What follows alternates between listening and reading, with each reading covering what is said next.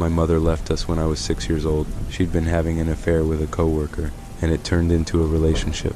My dad got full custody of me, and this huge part of our lives just disappeared, seemingly overnight. A year later, my mother had moved to Sarasota and was about to have her second kid, what would be my half-brother, Charles. My father never really recovered. He tried to get back out there, but some levels of trust just can't be regained. Still, time passes. Two halves of a family repaired themselves, and even though my relationship with my mother never quite recovered, we kept in touch, a periphery touch, but still, if something were to happen, I got to hear about it. And then there was Charles, my half-brother. I didn't know him, and everything about his very existence had always been painted in sort of a black cloud. I hated him not for who he was, but for what he was, an expression of the most turbulent time in my youth. I hated him. I couldn't help it, and I knew nothing of him, but I hated him nonetheless. I didn't pay much attention to Charles and his antics. He was just this person somewhere off in the distance, living his own life. I saw the occasional high school photo, or him recommending something off his Spotify playlist. He was just some guy. I wasn't there to celebrate any of the big birthdays, and he didn't celebrate any of mine. Charles turned 21 in 2017. I saw some pictures of a big party, and there was an open-ended invitation for anyone to come join. I'm sure I'd have been allowed to, if I wanted, but that was never really on the agenda. It wasn't even discussed. I had my own life at that point, and patching that bridge seemed useless, like trying to fix something that you've worked your whole life to get around. What's the point of fixing a bridge when you're an Olympic swimmer? Something like that. But there were things happening behind the scenes that I didn't know of until much later. For example, Charles had been having anxiety issues since middle school. He was riddled with phobias and panic attacks. He'd been having trouble keeping up in school, and most of his friends were, at best, superficial, the kind of people who turn their back on you when the going gets tough. I had no idea about any of that, but I was about to get a lot more involved in his life than I'd ever asked for. It was late July in 2018. I was coming home from a long shift and had stopped to get some groceries when my phone went off. I loaded in the last paper bag, gave my girlfriend an apologetic look, and took the call. It was my mother. I hadn't spoken directly to her for decades. Hey Blue Jay, she sighed. I'm sorry it's been so long. My first reaction was anger. How dare she call me that? Still, it turned my stomach sour, like I'd swallowed something smoldering. I managed to keep things polite, biting my lip. Everything all right? She had to be calling for a reason. She wanted something. She'd never talked to me without a reason. It's about your brother, she said. I don't know what to do. I don't have a brother. But you do, she sighed. You do, and I think he needs you. She explained the situation as best she could. As a way to deal with his issues, Charles had been seeking advice and guidance from people outside of his usual social circles. Harmless stuff at first. Spiritual guides and faith healers. He'd studied Buddhism and Hinduism to broaden his horizons, and he'd been trying everything from yoga to revival gatherings. But lately, things had taken a turn. It's just been one thing after another, my mom explained, and now it's just, he's gone all quiet. Isn't that a good thing? Charles tells me everything. She sighed. This isn't like him. I can't get a hold of him, so just call the police. He's an adult now. There was a short break. She composed herself, clearly upset. My callous tone wasn't helping. I think he's with some bad people. She reached out to me, figuring I'd be someone far enough in the periphery to go under the radar, someone they wouldn't question too much. Everyone else in Charles's life seemed to be blacklisted and turned away at the door, but perhaps an unknown half-brother might slip by. That's what she argued anyway.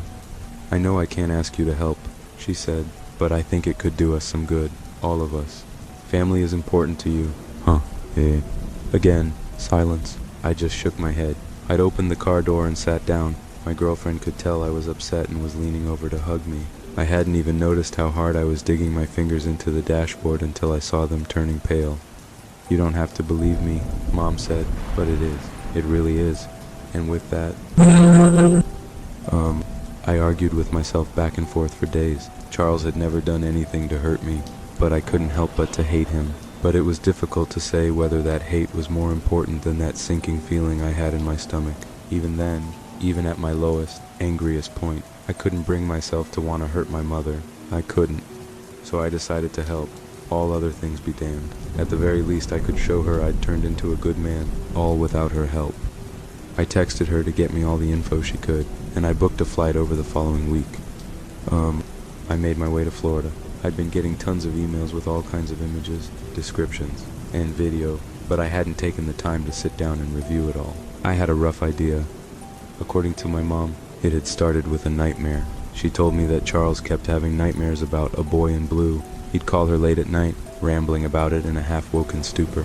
These nightmares would control his life, and he would try to find subtle ways of dealing with it. To an outsider, it just seemed like much of his other anxieties, a fixed idea that he couldn't rid himself of. There were pictures of his apartment. He'd removed the curtains from the windows to make sure the boy in blue could spot him, if need be. Later, he would just opt to sleep out in the open, something about the clear blue sky being a relaxing factor. And there were other little things. He started to wear more formal shirts. He cut his hair. He started growing strange flowers in his front yard. And then, radio silence. Gone. First thing I did was to check his apartment. Just like my mom had said, there were no curtains. I could see straight in, and it was easy to tell it hadn't been used for quite some time. I got the impression that something had happened there. It was just too barren. A 20-something-year-old with an interest in religion and philosophy, and not a single piece of memorabilia, no books, nothing. The place was a ghost town. Hell, at least the sunflowers he'd planted were doing well. Not a fan of the blue color, though. Those things didn't look natural. The final straw was seeing the pile of mail by the front door. It was substantial. We were talking a couple of months, at least. Reminders on reminders. Then there was the core of the issue. The group he'd been involved in. The Church of the 12th Sky Assembly. They had a bit of a social media presence, but they didn't have much to say. They seemed like your average run-of-the-mill group, with smiling young people offering companionship and understanding in their outreach material. It was so general that I felt like I'd seen it before. I had a bit of luck, though. Turns out they had a community event going on later that day. I figured it was a good way to get my foot in the door. Probably wasn't the best idea to just go knocking on their compound. From what I could find, they had a place out by Lake Parrish, but it seemed to be a members-only kind of deal. Not much said about it on their socials. So I drove out to Bradenton Beach, hoping to spot these nut jobs in action. Turns out it wasn't as difficult as I'd imagined. They'd made themselves a bit of a stand down by the beach where they were handing out flyers. Looking at it from a distance, you might mistake it for an energy drink promo.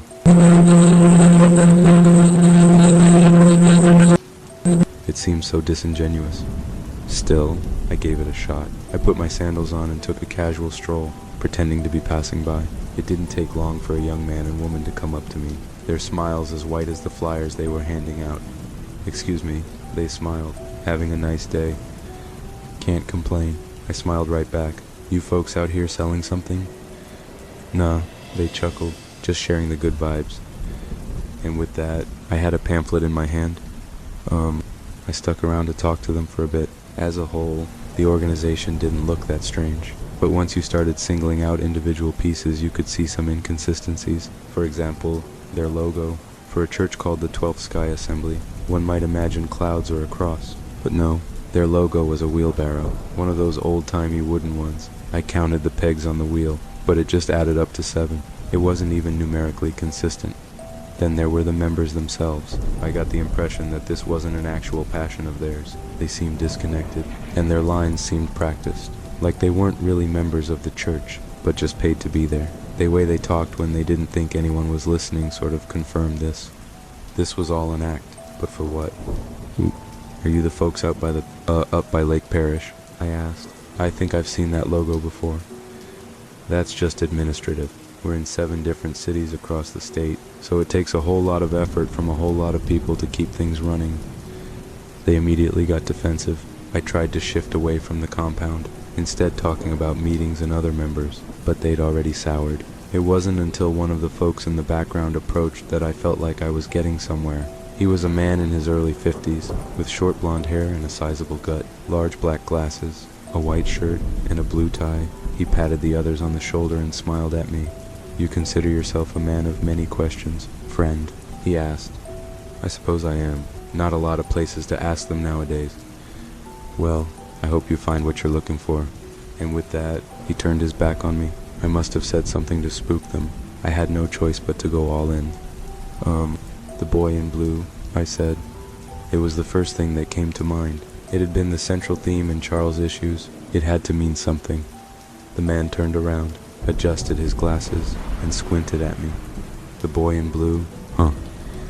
Yeah, I nodded. It's been keeping me up at night. I can imagine. He put his hand on my shoulder and took a deep breath. Finally, his eyes met mine. This time, his smile was genuine.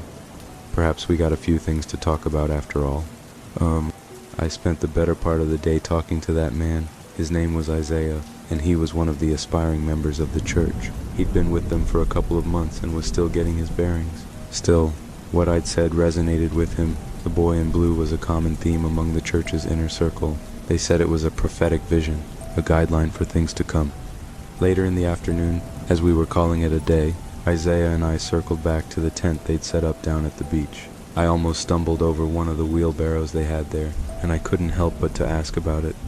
It's an unusual symbol, I'll freely admit to that. Isaiah chuckled. But it's about picking yourself up, about extending yourself beyond your usual capabilities. That's a lot to ask from a wheelbarrow. We don't ask anything from the wheelbarrow. He smiled. It's about you. You're the one who has to pick it up, but it's there when you need it. Having a foot in the door, I settled into a temporary routine.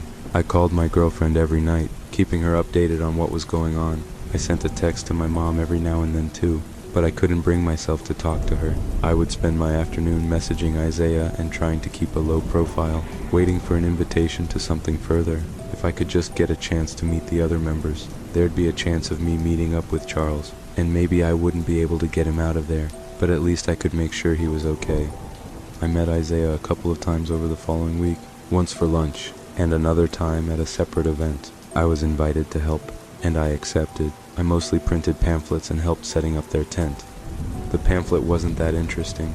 The logo, an address for an office downtown, and an inspirational quote about reaching for the sky. Not much more than that. I got the impression that handing them out was mostly a way to get an excuse to talk to people, rather than to share a message, almost as if it was expected for them to do this. The more I spent time with Isaiah, I got the impression that this wasn't just a church. There were no priests or preachers, and there were no spectacular meetings. If anything, they were just going through the motions. Everything pointed to the compound by Lake Parish. There had to be something there, and Isaiah was my way in. I had to try something big. The third time I met him, I hadn't showered for 3 days. I pretended to have slept in my car, and I made up a lie about going through a rough breakup. Isaiah was a bit surprised, but bounced back as the gears in the back of his mind clicked into place. "Sorry to hear that," he said. "You made a beautiful couple." It was an innocent enough sentiment, but there was an uncomfortable reveal hidden in it. He knew what my girlfriend looked like. I'd never shown him a picture. Had they been looking me up? "I guess that's why you're out here." "Huh. Starting over." "I'm just in a bad place," I said. "I barely get enough sleep as is." "No, I hear you." He nodded. "I've been there, but it's like, sometimes the cure is worse than the disease, you know?" Him saying that stood out to me. This wasn't a man trying to trick me into a cult. This was a man trying to keep me out. It was a warning, not an invitation. "Anything is better than this," I sighed. Isaiah looked me in the eye, clearly concerned. He tapped a nearby wheelbarrow. "All right then."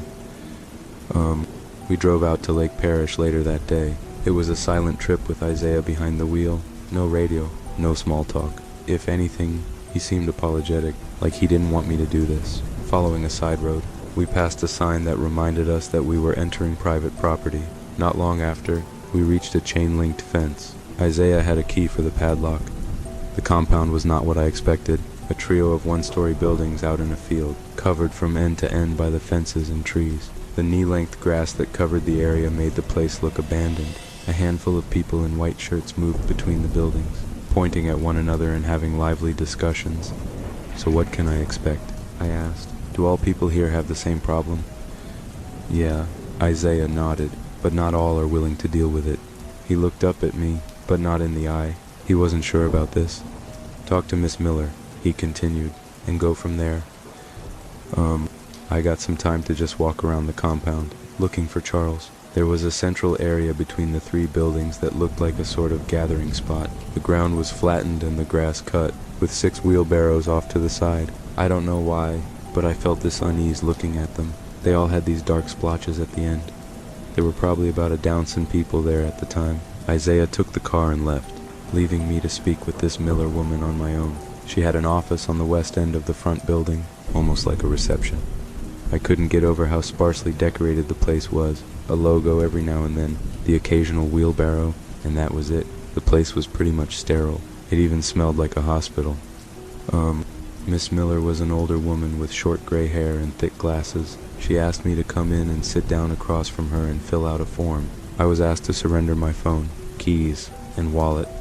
The form asked for all kinds of personal info, including password and username for various social media accounts. But what surprised me the most was the second page, which was all about my proposed anxiety issues. There were 3 spaces for paragraphs where I was supposed to describe my meetings with the boy in blue. I just made something up, trying to keep the small talk up.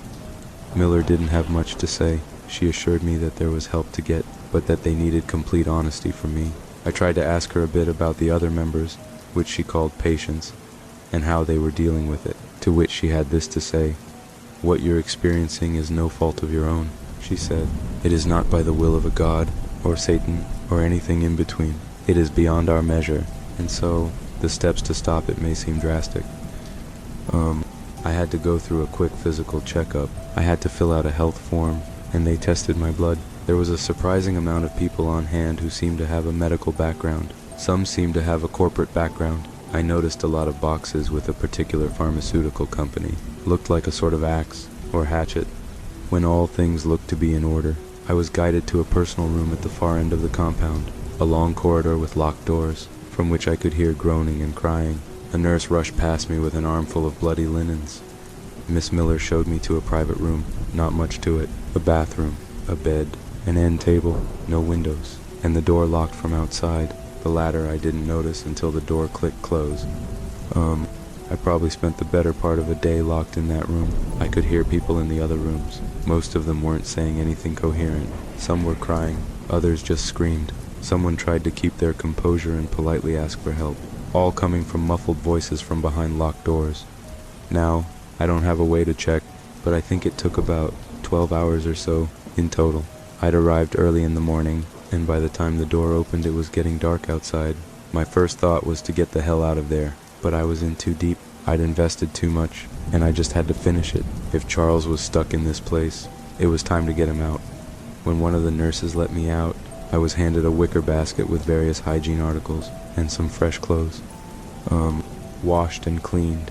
I was put in a line with other people, some who looked worse for wear, others who didn't seem to know what was going on. There was this one woman who could barely stand up and had to lean on one of the nurse attendants. Looking at them, it was easy to forget that this was supposed to be a religious organization. It looked more like a hospital. We were taken out into the middle of the compound. There were about a dozen attendants, and 9 other people like me who'd been taken out there. They turned on a series of floodlights, bathing the yard in pale white. That's when I saw Charles. He must have lost at least 30 pounds. The guy was skin and bones. His hair had fallen out, and he had this patchy, unshaved mess on his face. He looked completely out of it.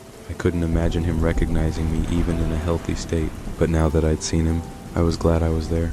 I was going to help him, one way or another. I just had to get through whatever this was supposed to be. We all lined up in a circle, each with a wheelbarrow in front of us. Everyone else lifted them up by the handles, and one by one, they were administered a pill. People just took them, no questions asked. I could hear a single protest, someone not being sure. They were simply asked if they wanted help or not. They did, and down the pill went. When it was my turn, I just shook my head. "No, thank you." "Then we're gonna have to ask you to leave," said the nurse. I looked around the circle. I was holding up the line. There was no ifs, ands, or buts here. If you wanted their help, you took the pill. So I did. It was a sort of muscle relaxant. It wasn't a powerful hallucinogen or anything like that. Just something that made my shoulders slump and my speech slur. But looking around the circle, it seemed to have a massive effect on the others. The nurses went patient by patient and recorded what they were saying, making notes on a spreadsheet when there was something of particular interest. Most folks were just rambling incoherently, but a few of them were strangely lucid. Some were naming places or things. vague descriptions of events unfolding. A few of the nurses were asking targeted questions, or even making demands. "Ask him to show you the Portuguese election," one nurse said. "Are you getting anything?" I was asked to share my experiences too. I just copied a bit from what I heard others saying. I could tell they weren't entirely convinced. They went out of their way to get a light to shine in my face, but before they got a chance to, one of the guys next to me started freaking out. He was in his early 40s, didn't look all that peculiar, pretty fit, somewhat shorter than usual, balding, reading glasses with a crooked frame. His knuckles had gone white, and he started shaking his wheelbarrow. His eyes rolled back in his skull. "A fire," he screamed. "I see a fire." The nurses flocked to him. He's showing me a fire," screams. A highway cut off at by fallen trees. Late autumn, November, crackling bark, turning black. "Look for a license plate," one of the nurses said. "Can you see a license plate?" "Oh, Ontario." One of them ran off, speaking loudly into a phone. Others stepped back. They all looked at the man with anticipation. He releases me," the man said. I'm released." And with that, there was a sudden quiet. The nurses looked away, as if bracing themselves. I didn't look away, but I wish I had. His voice became more distant as his jaw extended. His tongue was swelling. So was his abdomen. Seconds later, there was a loud pop. Blood and viscera exploded out of his stomach, filling the wheelbarrow. Then another pop, as his tongue did the same. Then he just stood there, bleeding out, frouncing, holding that wheelbarrow, a tool to keep him from staining the ground. No one reacted. No one recoiled, or ran, or screamed. It was just this eerie quiet. I could feel panic boiling in my chest, but I tried not to stick out. There was no telling what they'd do if they thought I was faking it. About half a minute later, it happened to another one. The nurses called out to one another, confirming what they'd heard. "Fire, Ontario, late November." They were cross-examining information and details given by these people. Every bone in my body was telling me to run, to just beeline to Charles, get him, and head for the exit. But looking at the dead man to my left, still standing, holding his wheelbarrow, there was a primal part of me that refused to move. I felt like an antelope watching a lion pass me by. A twitch of the leg might set it off. I had to wait. They were poking and prodding at the others, asking them questions. 4 people, in total, seemed to have something to share, and the same 4 people popped like overly ripe berries. Their faces had this look of relief on them, like this was a kind of reward. This was what they aspired to get. The thought struck me that perhaps this was what awaited Charles as well. I looked at him as his head started to swivel back and forth. His eyes were rolling back. I couldn't wait. I took my first steps towards him. No one noticed at first, but as I gained speed, others called out. They asked me to stop, to wait, to listen. But as I saw Charles's hands tighten around the grip of the wheelbarrow, and his voice rising in cadence, I didn't consider the consequences. I had to try something, anything. So I tackled him, and the moment I put my hands on him, something inside me broke. I looked into his face as the world shifted. I was standing on a highway, among dozens of broken down cars, burning trees falling all around us to the screams of hundreds. Charles was there. We were running in the wrong direction, watching people choke to death inside their cars. Others just walked into the woods, falling over from asphyxiation. Further down the road, a child, a boy, no older than 7 or 8, dressed in blue. That's who we were heading for. Charles looked back at me. "He's showing us," he said. "We have to keep..." I grabbed him. I slammed him to the ground. I could feel the texture of the asphalt on my hands. I could taste the burning oak trees, but it wasn't real, and it couldn't be. In the blink of an eye, we were on a plane, falling through the sky. Oxygen masks long since deployed, people screaming as alarms blared. Again, just down the aisle, a little boy in blue, waiting for us to come closer, wanting to show us more. "He's trying to save us," Charles cried. "He needs me to." "No." Another blink of the eye. Standing on a beach, watching a cruise ship slowly capsize. I forced myself to look away, to not see the name of it. I grabbed Charles by the face, forcing his eyes to lock onto mine. Blink, after blink, after blink. Earthquakes, shootings, fires, lightning strikes, hurricanes, floods, bursting dams, falling bridges, knives and guns, hangings to cheering crowds. Death, death, death. Then, For a brief moment, grass, back in that field, in that compound, people were coming for us. Charles was next to me, clutching his stomach. I leaned over, grabbed him under the arms, and lifted him to his feet. If I was gonna have to drag him out, I would. Blink. A congregation standing in a massive cathedral as the ceiling caves in, idols and Latin hymns crumbling, dark shades in the distance growing closer. Then back again, screaming all around me. Another patient has burst on the other side of the field, filling another wheelbarrow. Blink, blink, blink. Soon, the screaming was getting harder to tell apart. Some of it coming from the nurses, others coming from the patients, others still coming from God knows where. It was all getting mixed up. Still, I carried Charles step by step out towards the front fences, trying my best not to have him look at anything for too long.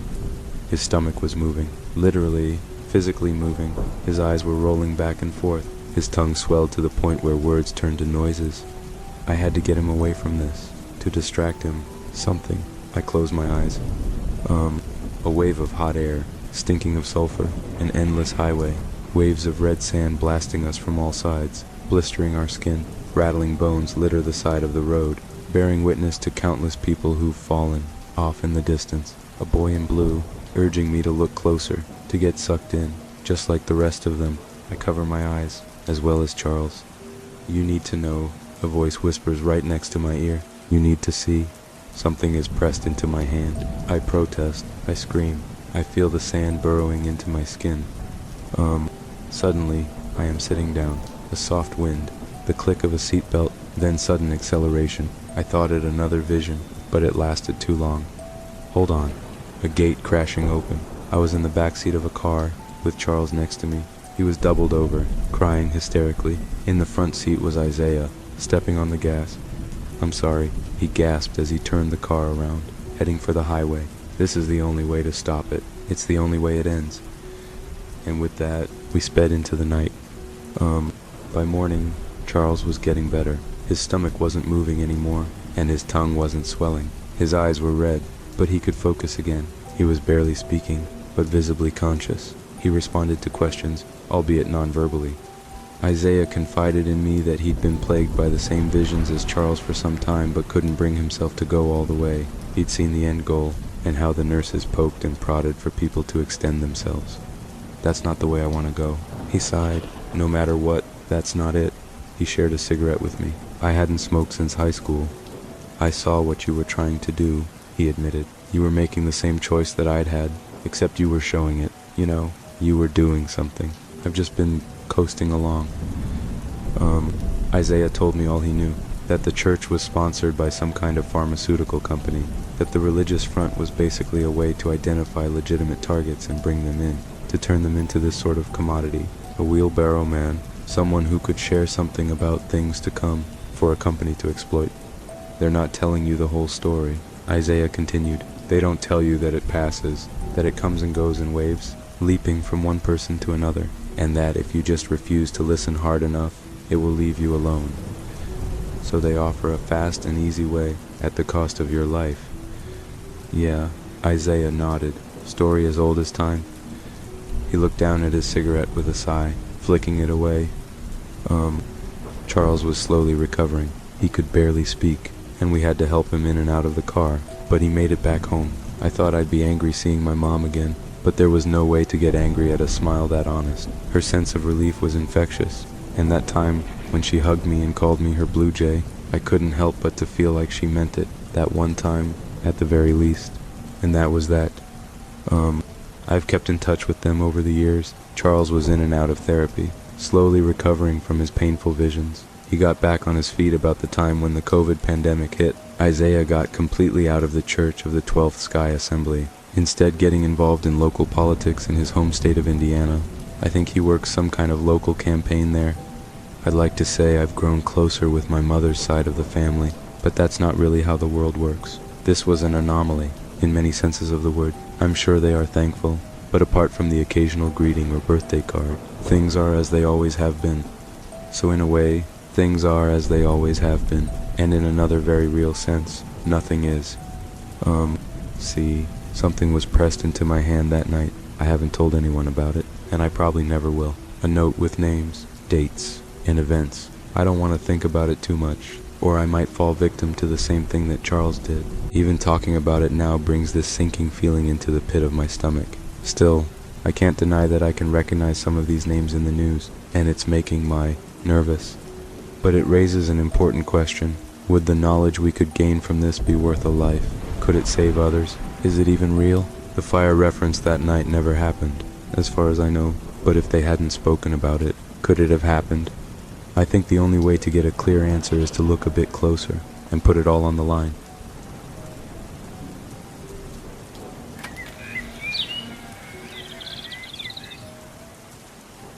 We as a species are creatures of lingering regrets.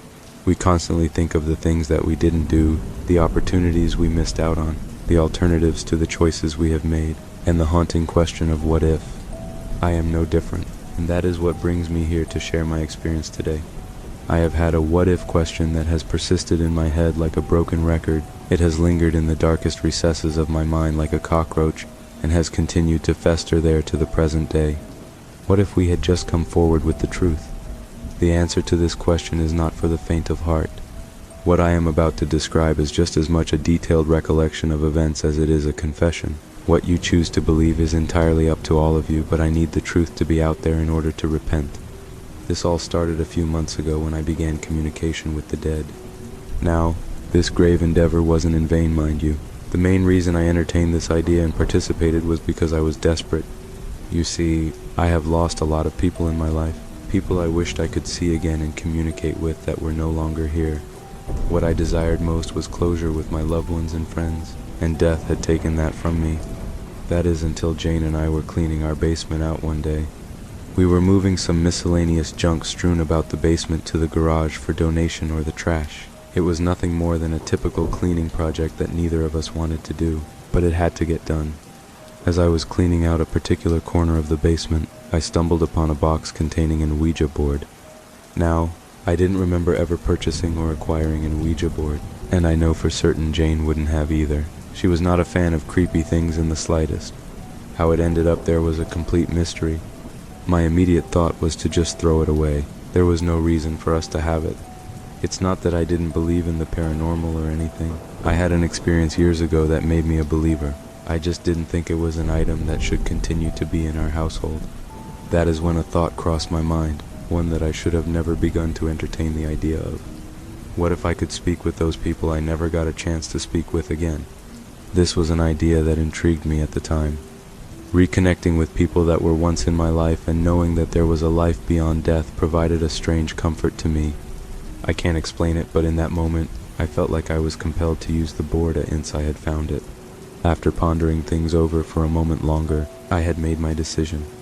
In hindsight, I should not have made a decision of such magnitude so recklessly, but regardless, my mind was made up. I placed the Ouija board back where I had found it, pretending that I hadn't seen it, and proceeded to go about my day acting as if I hadn't seen anything. Tomorrow when I got home from work and while my wife was still working, I would use the Ouija board. And that is exactly what I did. From that day forward for months I spent that 2-hour time period before Jane would get home from work downstairs in the basement communicating with the deceased. My usage of the Ouija board granted me the ability of being able to talk to my mother, my father, my grandmother, my grandfather, and anyone else I so desired to talk to. We discussed the afterlife, my life, and what I had never gotten to when they were here on this soil. It was a relief unlike any other, and I was grateful to be able to break the barrier between the living and dead to talk to my loved ones. It began so innocently with them. All I ever intended was to talk to them and to get some closure, but it became an addiction. I couldn't stop using the Ouija board. Over time, I had started inviting random spirits to conduct a conversation with me. It became therapeutic for me when I would ask these spirits questions and learn about them in addition to the unknown and beyond. Despite my morbid fixation on conversing with the dead, I never let anything get out of hand. My habit was always restricted to that 2-hour window I had, and I was always going to be in control of the situation. Yesterday, though, that all changed. I was going about things like I normally did with the Ouija board. The candles that circled me illuminated the basement as I was called out. "Are there any spirits here that want to communicate at this time?"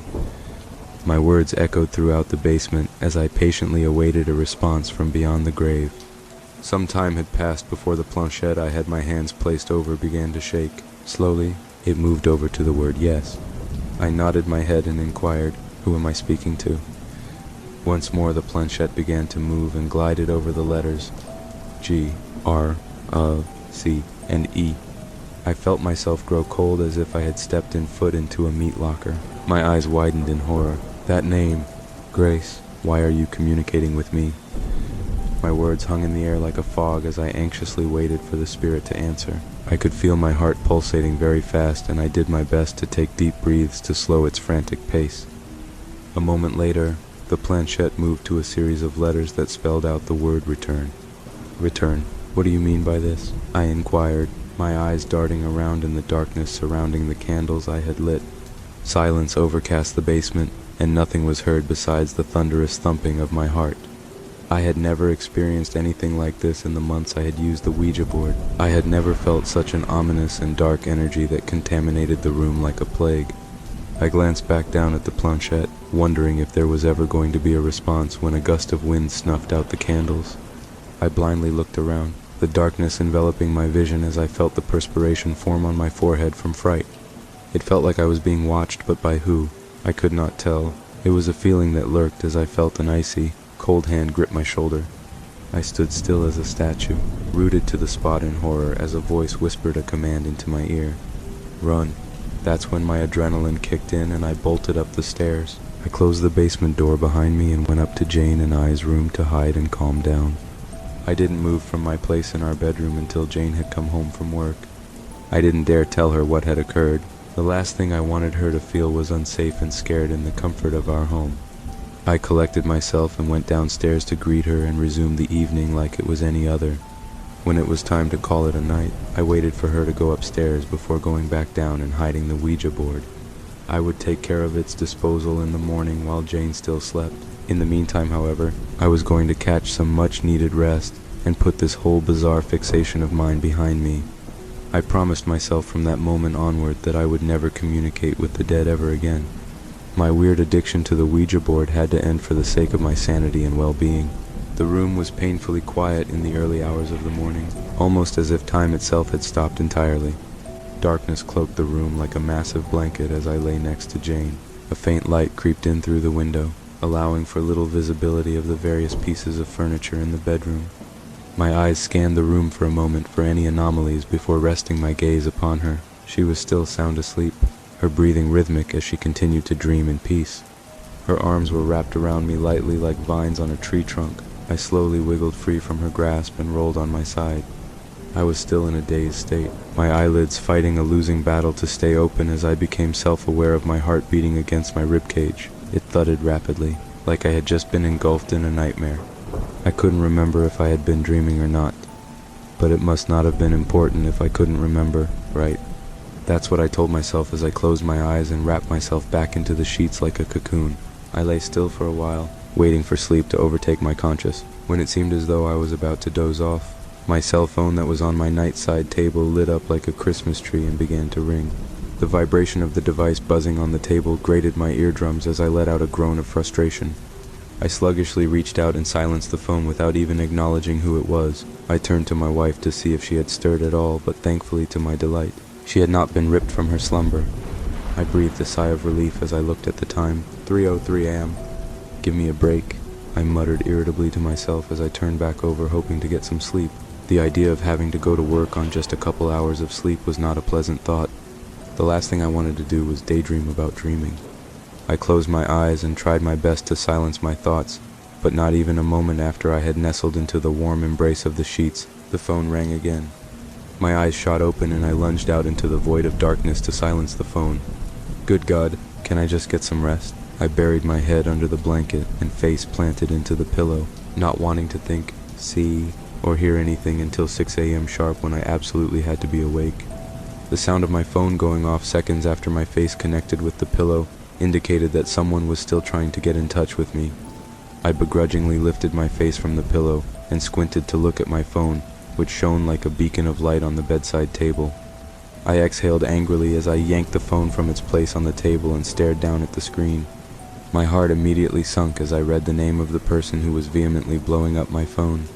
Grace. It was the same name that was spelt out on the Ouija board earlier. I was confused. How was a spirit contacting me outside of the board? Was this the spirit that I thought it was? I chalked it up to it all being a strange coincidence and put that dreadful thought to rest. I hit decline on the call, and not even a second after I did, the phone began to ring again. This person doesn't give up, I thought as I pressed decline call. The phone lit up and hummed violently as Grace continued to call again and again. I promptly kept declining the calls as they came through, and I was able to eventually block the person, resulting in a blissful silence falling upon the room. I gently placed the phone back down, and was about to lay back down, when I noticed Jane sitting up, looking at me in pure confusion. In the midst of all the chaos, I neglected the fact that the constant noise of my phone and I would have woken her. "What is going on?" she asked as a yawn escaped her lips. "Nothing, Jane. It was just some stupid scam caller or something. I took care of it," I reassured as I returned to my place beside her in the comfort of our bed. As soon as she and I began to get comfortable, the familiar humming sound filled the air, indicating that my phone was going off. "Apparently you didn't," she quipped as I snatched the phone from its resting place and messed with its settings. I was perplexed. I had blocked this person, so how was the same number calling? I decided to take matters a step further and turn my phone off. I held the power button on my phone and watched the brand logo light up on the screen, before dimming and blacking out completely. There, now I did. I breathed a sigh of relief as I returned to Jane's side and gave a light smile. That was way more complicated than it needed to be. We shared a laugh as we both lay on our backs and snuggled together under the sheets. "I noticed. Seems like you got a stalker," she teased as she wrapped her arms around my torso and placed her head on my chest. "Who wants to stalk someone like me, though?" "I don't know. You tell me." She raised her head to look me in the face and raised a slight brow jokingly. In that moment, I wanted to tell her the person's name, but decided it was better to withhold the information. There was no need to bother her with something as small as a name in the grand scheme of things. Before I could give a reply to her question, though, my phone rang yet again. This time Jane and I both sat straight up in bed, immediately alarmed at what we were hearing. You turned that off, right?" she asked with a concerned tone, her face peering over at my bedside table. "Yeah, I turned the phone off. Did you not see me turn the phone off?" I felt like my arms weighed 1,000 tons, and my fingers shook as I took the phone and brought it to my face. I stood there and just stared at the brightly lit screen, the name Grace striking fear into my heart. "Grace? Who is this Grace, and why is she calling you?" "It's 3 in the morning, Jane said, clearly agitated and suspicious of the fact that another woman was calling me in the early hours of the morning. "I don't know, but I'm going to answer and figure out what the meaning of this is." I pressed accept on the phone call and brought it up to my ear. "Listen, I don't know who you think you are, but..." I was interrupted by a burst of static that sounded like a radio trying to find a proper frequency. "Hello, is anybody there?" I asked as I glanced over my shoulder at Jane, who appeared to be a nervous wreck. She looked how I felt internally, but I needed to be strong for her. I didn't want to look scared, but it was hard not to be. This whole thing was certainly strange. "Put it on speaker." Her voice trembled with a worried tone. I nodded my head and pulled the phone away from my ear. I pressed the speaker button, and we both listened with racing hearts as the static continued to blare. This noise persisted for a while before a faint voice crept through. "Hello." The voice was weak, but there was no mistaking it. Someone was on the line. "Yes. Hello. Who is this? How did you get my number?" The questions poured out of me at a rapid-fire pace as I was trying to rationalize the scenario we found ourselves in. There was no response to anything I asked, and instead, we were left to listen to the static deafeningly sounded from the speaker. The moments we spent waiting for a response seemed to drag on in dog years, but eventually the voice returned, this time much clearer. "This is Grace." I felt my blood turn to ice. Every word pierced my skin like a hunting knife, as I looked over at Jane, who shared the same horrified expression as myself. I felt my grip loosening on the phone as the world seemingly spun around me. This couldn't be real. None of this is real. "Leave us alone." Jane's voice broke the silence between the two of us. She seized the phone from what little grasp I still had and tried to decline the call. No matter how many times she attempted to hang up, though, the call would not end. If anything, the static sound got louder and louder, forcing Jane and I to cover our ears. As quickly as the static noise raised itself to ear-piercing decibels, it stopped.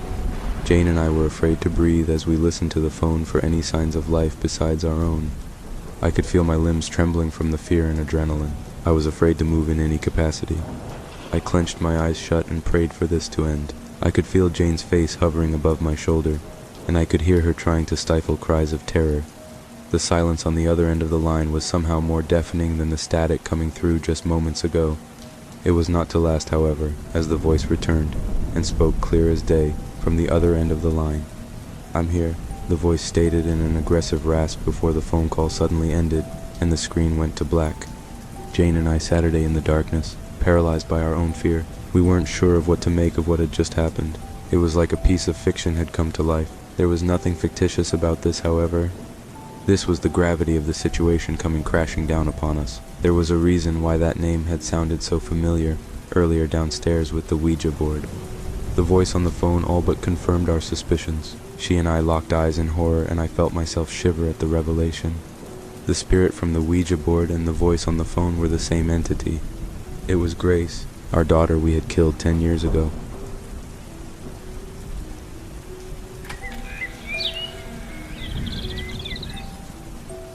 I want to warn that there are descriptions of animals dying in this. I am a 23-year-old living in the Midwest with my wife. I started dating my wife a couple of years ago, and that's where my mother's spiral began. She had always been kind of unhinged. My father died when I was 18. It was quick. Brain cancer, the kind that once it's discovered it's too late. Even as my father turned into a ghost of himself, I never saw my mother cry. She would sit by his side knitting and talking about the inanest things. I swear most of the conversations she had with my dying father were about the masked singer. He died while I was there, but my mother was at the farmer's market. He held my hand as he left, and I waited until after his eyes closed to let the grief leak from my eyes. She showed up about 20 minutes after with a tote bag carrying assorted vegetables. "I think I am going to make a casserole tonight. What do you think?" She set her bag down on the hospital chair, pulled out her phone, and started dialing. "Yeah, I am going to be late tonight to bridge." Her voice sounded even, but I swore I caught a hint of glee. I heard her friend swearing on the other side, but I couldn't make out her words. "No. Yeah, Jim died. Yeah. Thank you. Please let Kelsey know she needs to bring more food and not any of her experiments either afterward. I got food poisoning for a month." She chuckled as she said it, and I am sure the same hollow laughter was echoed from her friend on the phone. "So, what do you think tuna casserole?" Those words stuck in my head, and sometimes I still wake up in a cold sweat with the taste of tuna casserole suffocating me. I decided to put off college to stay home with my mom. Her joy was obvious, and she made no attempt to act like the grieving widow, just a mother overjoyed at more time with her child. Those months went by in kind of a blur. The only thing that sticks out is the one night I stumbled onto my mother's bridge group.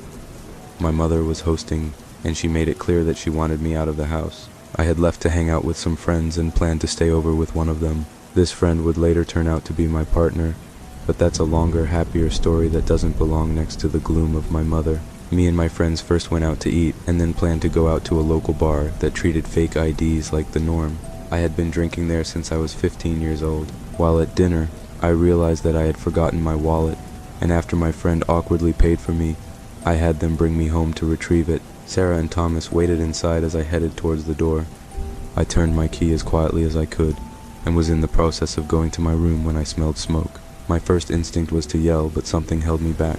I slowly inched towards the living room. My eyes saw the source of the smoke. On the center of my coffee table Saturday, a little Bunsen burner illuminating the otherwise shadowy room with its blue hue. My mother and most of the other members of her bridge club were gathered hand in hand in a circle around the tiny flame. Kelsey, the woman known for her grave kitchen mistakes, held what looked like a little cutlet from an unknown animal. Her varicose finger clutched the fatty meat firmly as she held it over the burner. "Now I know what you're thinking," and my mind made the same leap. "This is some fucking cult thing, isn't it?" I thought the same, but it was so hard to put the reality next to these middle-aged women not dressed in dark cloaks, but in enough khaki and plaid to outfit the entire PTO. Almost in response to my mental jab, Kelsey's eyes met mine peering from around the corner. "Hey there, are you hungry?" Her tone was pleasant, but her eyes were venomous, and I left quickly, knocking over a fruit bowl as I fled. I made a half-hearted attempt to pick up some pomegranates from the ground, but decided an explanation later was better than more time in that house. I skipped the bar and slept over at my friend's house that night. In the morning, I expected to return to lamb's blood splattering the photos in the hallway. Instead, I was greeted by the smell of bacon and my mother's convincing smile. "Hey, honey." Her eyes were honey, and she pulled out a chair for me. "I hope you're hungry." She heaved a large helping of bacon on my plate, nestled between some scrambled eggs and toast. Sure. I gave a half-hearted response and sat her down. My stomach felt unsettled, but I decided eating was preferable to talking and started to dig in. Did you have a good time with your friends last night? She said, sitting too close to me for comfort. I am sure that Clancy's missed your patronage last night. Her mouth was turned up at the corners as she pulled my fake ID from her wallet and placed it on the table next to me.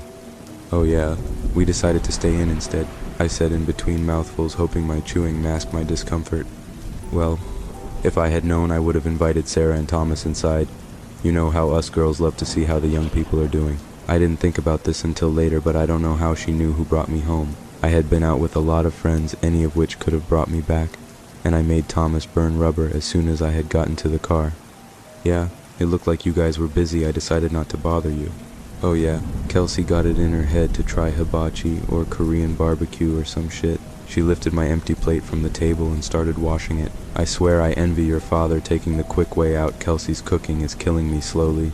She hadn't really mentioned my father since his death, and the nonchalant way she talked about it felt inappropriate. I know, however, that people grieve in all sorts of ways.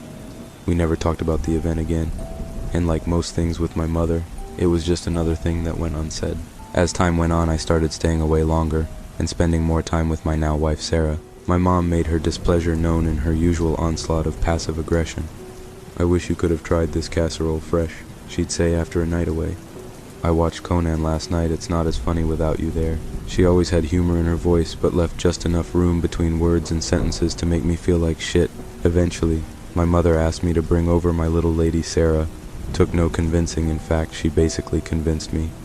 I know things with your mom are weird, but it's better to deal with this shit, believe me, I know. And I knew that she did know. Sarah's parents had no contact with her when she began her transition a year ago. She had so much anger for them, but I still saw the sadness in her eyes when the anger faded.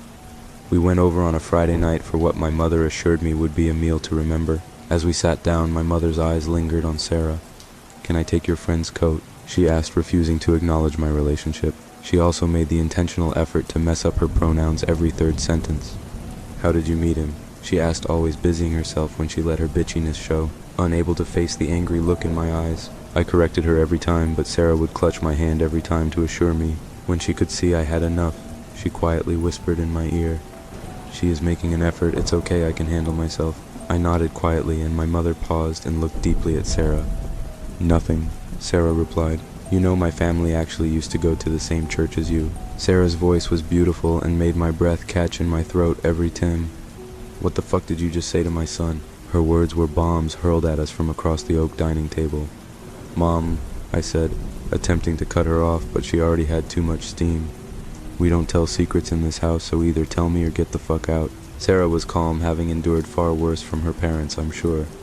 "It wasn't a secret." "Get out!" My mother cut her off and slammed her fists on the table, narrowly avoiding the mashed potatoes. I stood up ready to yell or fight, but Sarah took my arm and said loudly enough for my mother to hear this time, "It seems you guys have some stuff to talk about. I'll wait in the car." She went to grab her coat. "No," I said calmly. "Mom, Sarah is a part of my life now, and she can either be a part of yours too, or my whole life can be separate." The words hung in the air like Damocles' sword. My mother still had fury in her eyes, but seemed on the verge of tears. "I made you," my mom replied.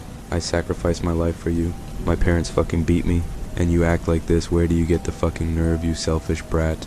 A favorite tactic of my mother, bringing up her trauma to erase mine. It normally worked too, I'm ashamed to say. This time I settled into a weird sense of resolve, either because of Sarah's presence or finally having enough. "Mom, I am going to leave now with Sarah, and if you decide you want to talk tomorrow, let me know." I grabbed Sarah's hand and started walking towards the door. My mom was glued to her spot but yelled after me, "Sure, leave. Everybody fucking leaves me just like your fucking father." Hearing that made me turn for a second and made me feel actual pity. Maybe my mom was worse off than she let on. This time Sarah did leave, letting her hand fall from mine but smiling on the way out. I heard the car door close before I chose to talk. "Mom, if you want to talk about Dad, I know his death was a shock and it hit me really hard. You know how much I loved him." My vision became cloudy with tears as I inched closer towards my mother. Her expression turned stone-faced. "He left me months before his fucking brain exploded." Sharp and cold like ice, her words left impacts in my skin. "He fucking cheated on me with that skank Suzanne. This man you loved got what was coming to him, and so did that fucking bitch." I couldn't believe what she was saying. Suzanne was my father's old secretary, who had died in a car accident not long after my father. Too blank to process that additional grief at the time, but Suzanne had always been nice to me. Even so, they didn't deserve to die, Mom. Apparently, her eyes met mine. They did. I left right after that, feeling hollow and dark inside, longing for the fragile peace from before that conversation. No matter how much I hated my mother, I still did feel bad for her. Her text the following day went from sweet to violent in a steady back and forth. Honey, I am sorry about last night. Please come over to talk. Sent at 7 a.m. You know that fucking bitch had it coming. Sent at 7:12 a.m. I am sorry, honey. I will even talk to her if you want. Sent at 7:15 a.m. The last message I read before blocking her was sent at 10 a.m. That morning. You can't outrun a mother's love. Blocking her filled me with guilt, but I couldn't face it. I was honestly worried she would find the right thing to bring me back. Sarah comforted me through the whole thing, all too familiar with the territory. I never went back for things. I moved in with Sarah, switched to my own insurance, and got a delivery job that paid well. Sarah got a great job, and we were able to move to a better place a couple of hours away from my mom. I didn't block my mom on Facebook, and she quickly took to messaging me. I didn't respond or even look, but I would occasionally browse her page and saw how she had started posting transphobic memes almost immediately after our fallout. My mom, who never held a single political opinion before, at least I never saw her express it, now seemed to spend a large part of her day as a troll. The echo chamber in her comments was all too enthusiastic to support her ignorance. I noticed every comment had her entire bridge club hyping her up. So fucking true you are, mother. And Kelsey would always comment some variation of this that my mother would like. When I posted my engagement photos, my mother commented mere seconds after, "Gods will burn that sinner, don't let her come with you." My heart felt heavy, replacing joy with sadness, as I deleted the comment and blocked her from everything I could think of. My wedding day was beautiful. Even the absence of my mother couldn't stop me and Sarah from having the times of our life. We were surrounded by the family. We chose the one that also chose us, regardless of anything. The only sour note on the day was the doves. Secretly, I had organized for doves to be released after the ceremony. I planned the whole thing as a surprise for her. As we met for a kiss, I heard an attendant open the box behind us. I looked to the sky but saw no doves. I glanced backward at the box. All of the white doves lay in the box, their feathers stained crimson, their wings and legs stretched in unnatural positions. The attendant flashed me a shrug and looked on the verge of being sick. I motioned for him to cover the box, and I never told Sarah about the surprise. When I inquired with the company, I got vague answers and a refund that left me mostly satisfied if not disturbed. Married life was amazing.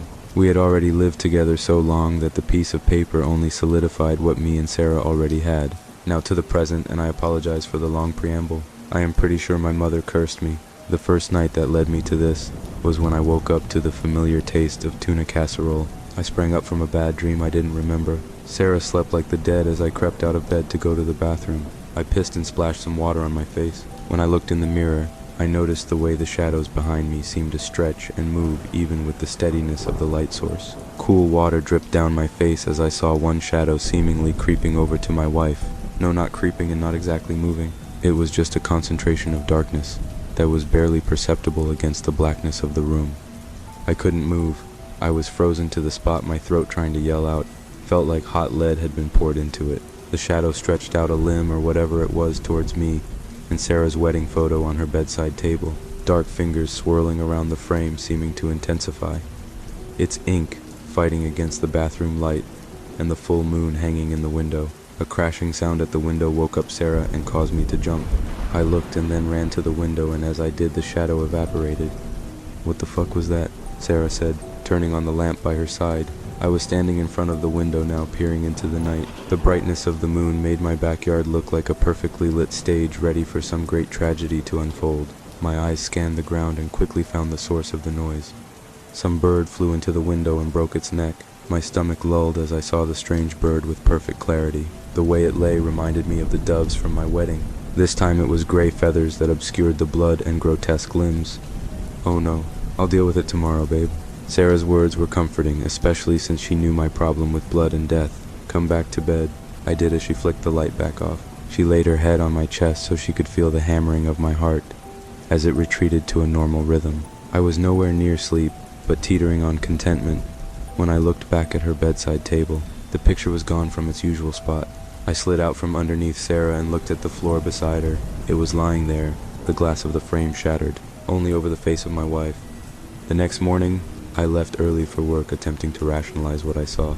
Every time I watch a horror movie, I laugh at the stupidity of the main character, wondering how they are able to pretend like everything is okay. They go back into the house, they enter the basement, but the brain is great at tricking itself, and it's easier to doubt yourself than try to expand the world you live in.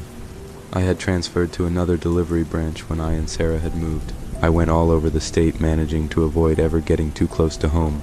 The nearest I got was a town about 45 minutes away. It was small and mostly farmland, known as a drive-through town. I had a podcast playing, using their words to drown out my internal monologue. I turned the corner around a familiar bend, letting myself drift into road blindness. My eyes were on the road, but my lack of sleep from the night before gave me enough of a blind spot that I almost missed it. A fucking cow was standing directly in front of me. A large spotted cow was all the detail I saw before my instincts caused me to swerve to the other side of the road. As soon as I avoided the bovine obstacle, I was staring down the headlights of an 18-wheeler about 10 feet in front of me. The truck's horn sounded so loud it shook me to my core. I swerved into the side of the road, barely keeping my vehicle upright. As my tires switched from asphalt to dirt, the truck continued to sound its horn, but left me in a cloud of dust and sweat. I sat there for a minute that felt like an eternity before my heart started to settle. My podcast continued to blather. The laughter coming from it mocked me. I exited my vehicle, ready to tell off a farmer for their carelessness, when I noticed where I was. The fields I had been traveling through were replaced by the welcome sign to my hometown, not far from my childhood home that housed my past and her. I looked around for the cow that had tried to kill me, but there was nothing, only trees on either side, breaking about a mile ahead for the houses and businesses of home. The rest of the day passed without any event as I went back to my regular route. I am writing this at home, waiting for my wife to arrive and give me some semblance of peace. These events separated from each other might not stab at me like this, but together so close I can't shake this feeling, and my whole fucking house smells like tuna casserole.